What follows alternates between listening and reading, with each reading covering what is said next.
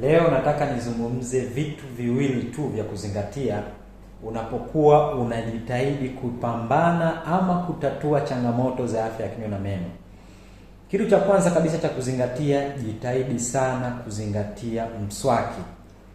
Jitahidi sana kuzingatia mswaki. Na nadhani mwaka 2025 nitaufunga kwa kauli mbiu inayosema mswaki ni dawa. Mswaki ni dawa.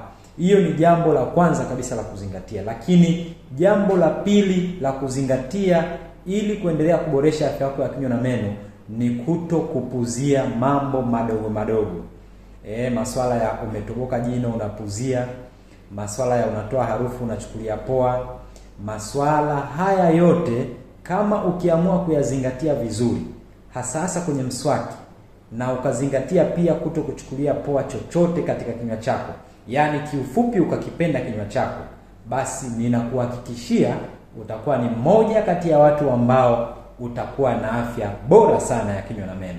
Lakini zaidi sana kwa watu ambao ni wazazi, nitawashauri sana kwa watoto wao kuendelea pia kuwaboreshea afya zao za kinywa na meno.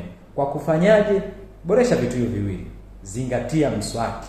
Wapige mswaki wakati wa usiku. Lakini cha pili, wakague meno. Wakague meno yao. Hebu niambie kwenye comment, mwanao unamkagua jino kila baada ya muda gani? Halafu niambie.